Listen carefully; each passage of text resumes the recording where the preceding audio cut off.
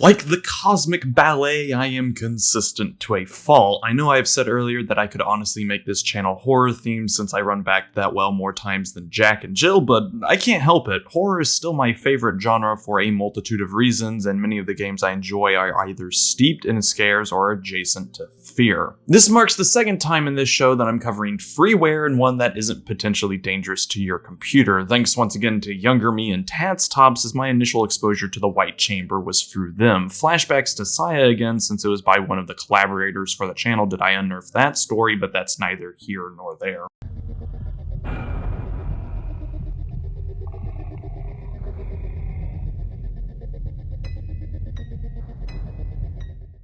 Due to the unique circumstances I have found myself in for this history, I.E. what I'm going to say has probably already been said. This section, for once in its life, will finally be short. The White Chamber, in essence, was a school project between Sheffield University students Richard Perrin and Paul Johnson. For Richard's computer science degree, he had to come up with a game project for one of his classes, leading to the team-up that ultimately got blown out of proportions. Adding Zakir Rahman, a fellow Japanese studies major alongside Paul, Studio Trophus was formed in 2002 to finish what was admittedly, on my perspective, an undertaking that perhaps didn't need this song and dance. It was a school project, but the three didn't take it as such, grueling away for 3 years to make something special. As such, the team grew, so while Perrin, Johnson, and Rahman were the front of the band, Perrin handling designing and programming, Johnson art and animation, and Rahman sound, this tiny studio amassed a few more members in the form of Joe Lawson for public relations, a number of voice actors for both English and German-speaking countries, a translation team seated all around Eurasia, and what the studio website refers to as their monkeys. It wasn't without hardship the 3 years, as the studio website references a local fish and chip shop, Harry's Fish Bar, as well as Futurama, Scrubs, and Chris Morris as comforts during the crunch. To best demonstrate how much this tiny game assignment grew to, written alongside the White Chamber was The Grey Tower, a prequel of sorts to the events of the former. Originally unlocked as an Easter egg for completing all endings in the White Chamber, it is available as a standalone piece. The White Chamber saw release in 2005, where it got some press spotlight with a few magazines covering the game alongside the likes of Psychonauts. Following up this debut was nothing. Outside of the definitive edition of the game, region-based versions for other languages, and the source code, Studio Trophus was a one and done, the group drifting apart sometime before the official disbandment in 2009. Perrin formed his own studio, Locked Door Puzzle. Paul focused on artwork, the latest his DeviantArt page updated was 2018, and Zakir dropped off the face of the earth, supposedly working on translations for Nintendo in Germany. Around 5 years later, Richard began promising to release a remake of The White Chamber with unused content put back into it, re-recorded voice work, and a commercial release on Steam. 8 years later, and the only update we've gotten is that he placed the original game on itch.io in fear that the Studio Trophus website would go under. Indefinitely on hold is where the remake stands, understandable as it seems he is the only one working on it, and with how hectic the world has been these past couple of years, finding the time to finish it would be a weight on one's shoulders. As this game is freeware, there are a multitude of sites hosting it, though I will post the itch.io page as it is the official one.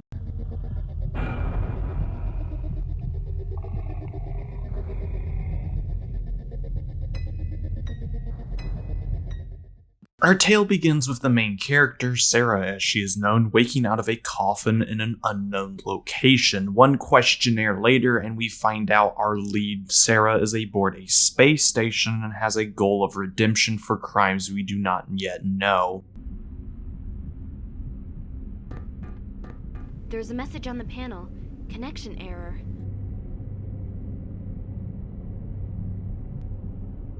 The wires look like they're not connected properly. There. I've connected the wires together. The panel seems to be working now. What the hell is going on? I'm in space. This is definitely space, but I can't see any signs of other ships or anything.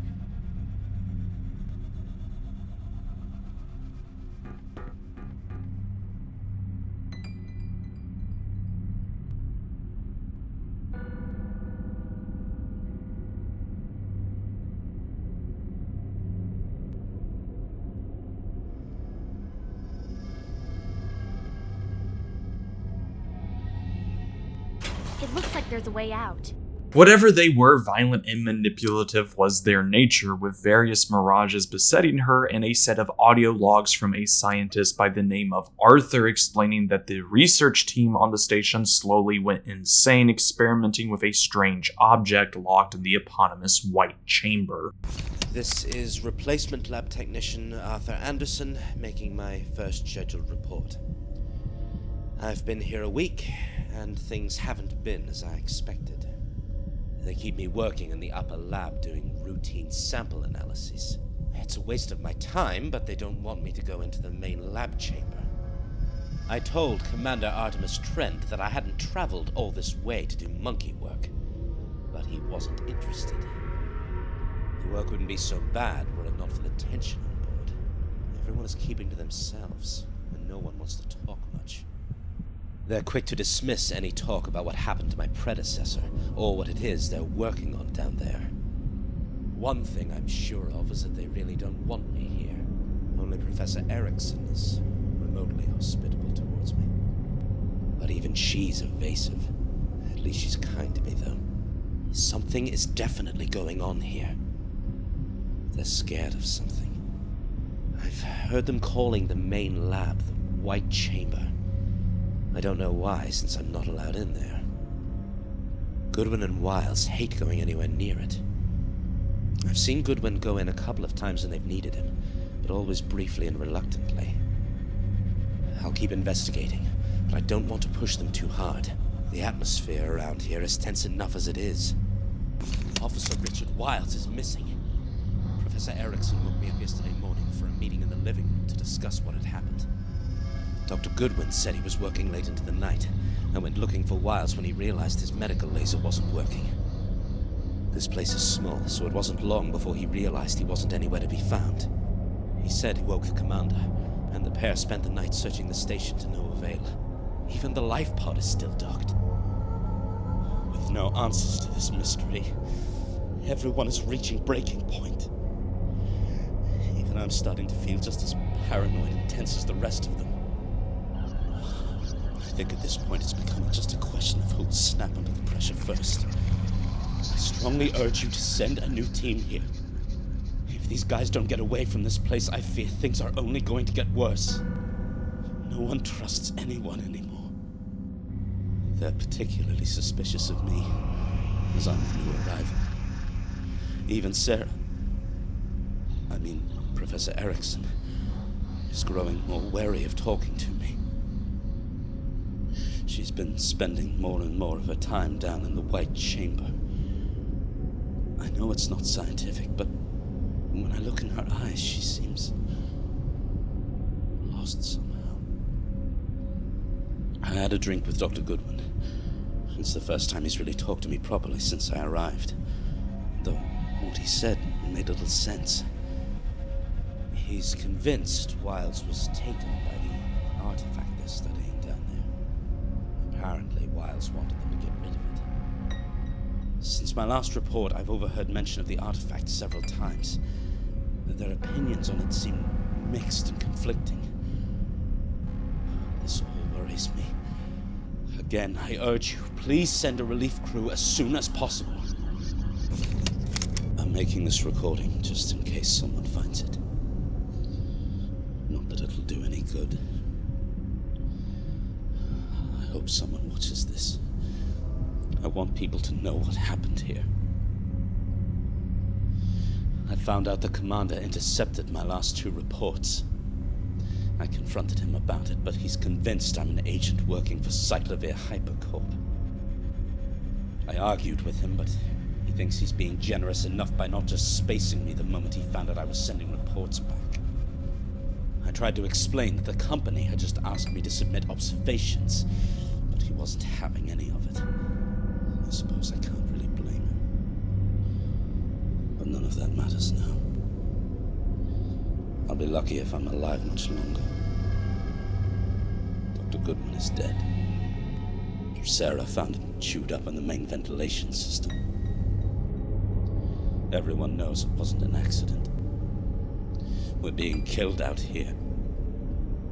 Inevitably, they turned on me. Trent thinks it all started when I came on board. They've locked me here in the quarantine chamber. I think they're sealing off the vent room.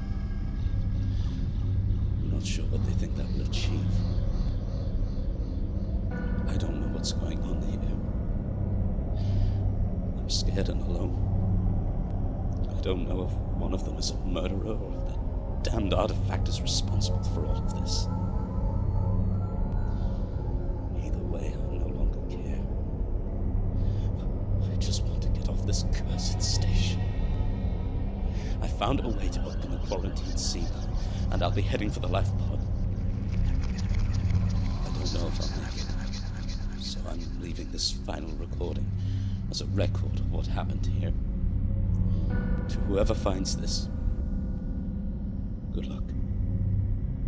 Sarah was the head of this effort, but while her group was wary of the artifact, Sarah stopped at nothing to understand its power, murdering her fellow researchers and hooking up Arthur to act as a power source for this structure. Locked in a loop and with Arthur as her judge, Sarah's had chances to redeem and condemn herself, a failure restarting the cycle until Sarah's mind gives out. Luckily, the scientist has learned from her past mistakes, escaping the station to a lush planet below as Arthur destroys the bottle ship.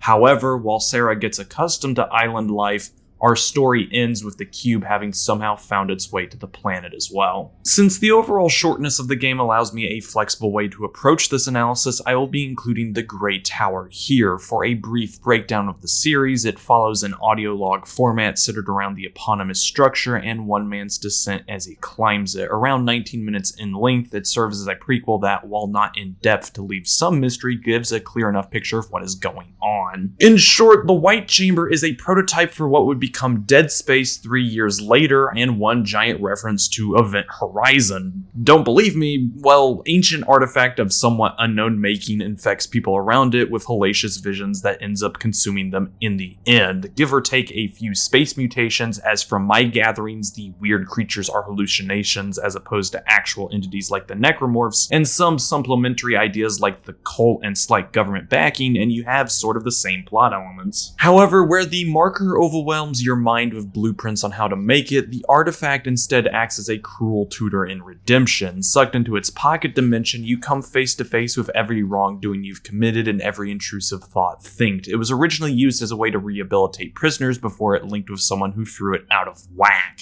That makes it seem like whoever has interfaced with the stone relic has a much greater control over their surroundings, like with Arthur acting as judge to Sarah. Of course, this is entirely superfluous, as once in contact with the artifact, you're mentally doomed, as the protagonist of the Great Tower still suffered after effects. This could mean he hasn't tasted true redemption, but with how he brings up the death of his sister, it appears he has. Sarah also doesn't escape in the best ending, as the artifact lands on the same planet she escaped to, so perhaps the powers may be are spiteful in all terms. Add that to the list of comparisons, as it wasn't like Isaac escaped the marker after his first run with it, and keeping within the sci-fi horror genre, the white-gray combo is cynical all around, inferring that we are our own monsters, while the unnamed lead of the Grey Tower was neutral until the revelation that he blames himself for the death of his sister, a fault out of his own hands. The medical team that evac'd him plus his higher-ups and Sarah were both shown to be power-hungry. A discovery such as the artifact comes once in a lifetime, and with its capabilities,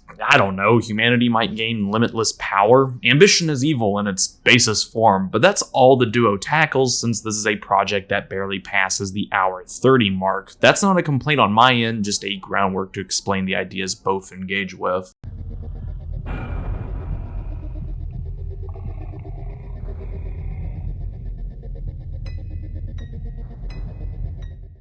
You can tell from the first few moments of The White Chamber that this is a mid-2000s indie project because it bears the familiar stench of a Newgrounds art style. That isn't a bad thing, quite the opposite in fact. There is a nostalgic vibe that hits me hard when looking upon the artwork of The White Chamber, seeing as Newgrounds was my first exposure to the greater world of online art and animation back in the late 2000s.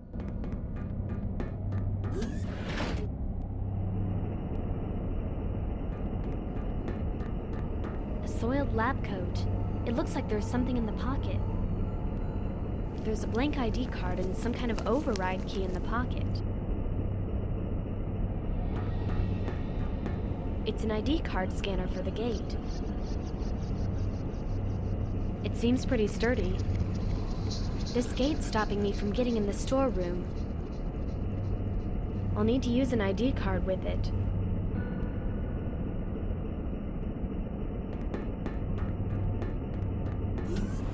Should I have been on that website at that age? Fuck no, but damn if there wasn't cool shit on it like the Madness Project. The White Chamber is akin to that, an animation lurking in the back of your mind until it springs out at you where you have warm feelings of remembrance. If I was the nitpicky sort, then I could make the argument that the anime-esque art style has aged a bit. Some shots look a bit off, like when Sarah is crawling through the vent, but when the game lands on point, it does. Picking up the head and seeing it open its eyes is a relatively creepy and effective scene. Honestly, if I had the best comparison for what the characters of the White Chamber remind me of, it would be Cyber 6.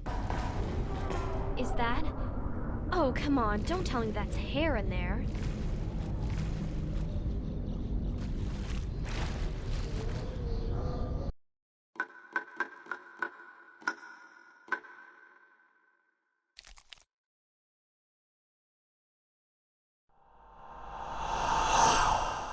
World-wise, outside of some clutter and slightly hard to notice elements, the spaceship looks fine for the most part. It's fairly standard in terms of design, and while not eye-catching like the Ishimura or what the Lewis and Clark finds, the Hell Visions definitely are memorable. For the longest time, if you brought up the White Chamber, all you got were people mentioning the hallway sequence, and it is still by far the best moment in the presentation.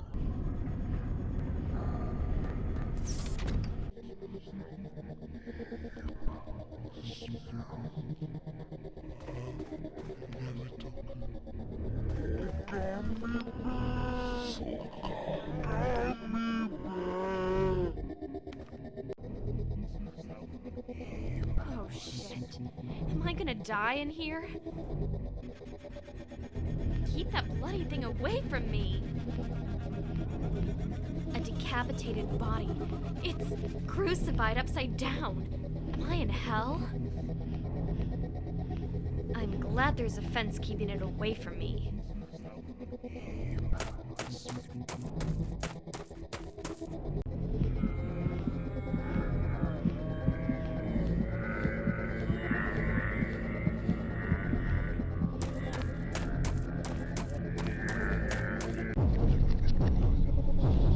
Oh shit.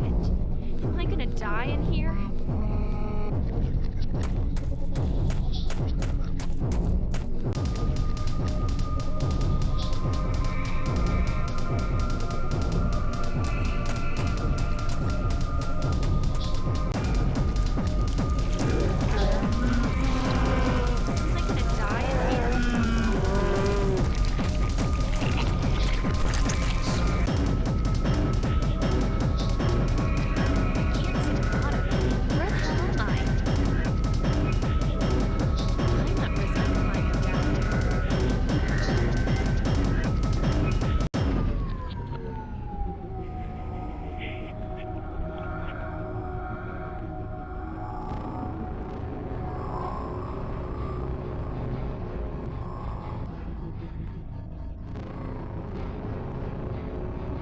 The swelling of the music with screeching vocalizations, the batshit visuals, the hard stop once entering the computer room, it is a perfect set piece amongst a sea of great ones. It helps that for these moments, all the stops have been pulled out, highlighting the visceral nature, such as when Sarah is killed by the navigation monster. Voice-wise, Kagome and Philip Sacramento do a decent enough job for the roles of Sarah and Arthur respectively, though Philip is the better of the two as he's given more to do. A lot of Sarah's dialogue is her reacting to bizarre happenings, and it is kinda hard to progress per character at times. The mixing of the game is another issue, but one I'll go into a bit more detail later in the bad section. For a project made by what amounts to 3 people, The White Chamber lands an eerie vibe while remaining reverent to its inspirations and nostalgic looking back.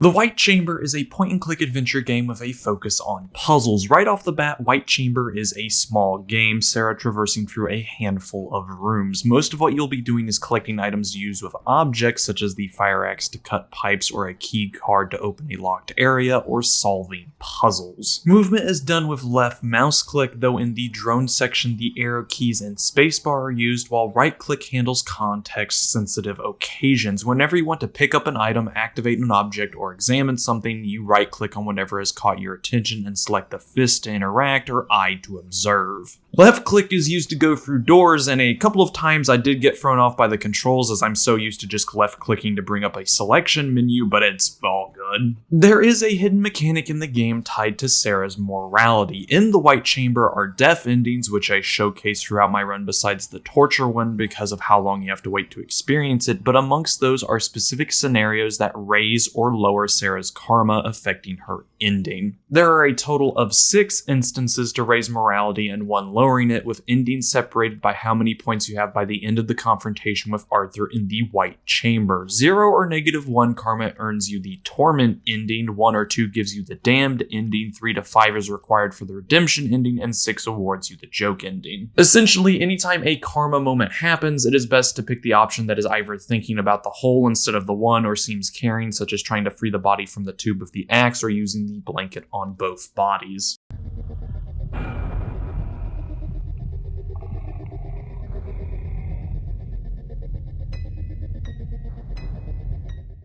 A lot of my enjoyment with the White Chamber comes down to the jarring insanity that it likes to throw at you. Each nightmare sequence is a peak capstoning the relative normality that is the bottle ship, doubly so if you've never seen any of them before, as getting killed by the navigation panel creature comes out of nowhere. Your first real taste of the horrors lying below the surface winds up stabbing you in such an inconsequential manner, displaying how out of depth Sarah is, which in turn is ironic as she is the maker of her own prison. There's a circular nature to the scene as Sarah, without any effort, murdered one of her team members, so it only makes sense that the same happens to her. I guess adding to the list of influences is Silent Hill, as I do love me some form of metaphorical semblance. The music is another positive of the White Chamber, going from cold and melancholy to bombastic and in your face. It always manages the tone perfectly, an accomplishment that shouldn't be looked down upon. This intersects with the wonderful hallway scene, which I've already brought up. For real though, the White Chamber and your enjoyment with it hinges on these ghoulish sequences, such as pulling a severed head out of a fetid bath. That moment even gets an FMV.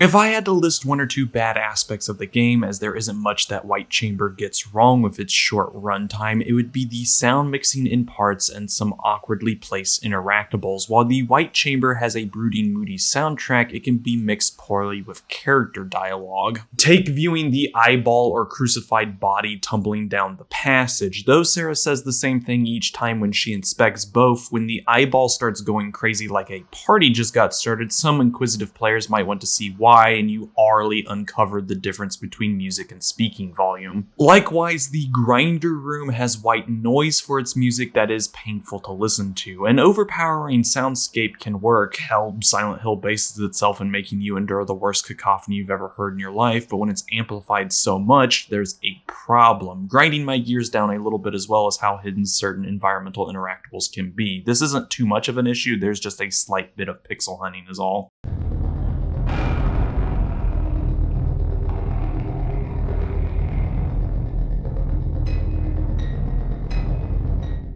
The White Chamber isn't so much a game as it is an interactive demo, yet that doesn't mean it's forgettable. With its short runtime, The White Chamber has perfect pacing, getting you from scare to scare as it unravels an interesting mystery that serves as a good foundation. Link below is its itch.io page if you want to give it a whirl.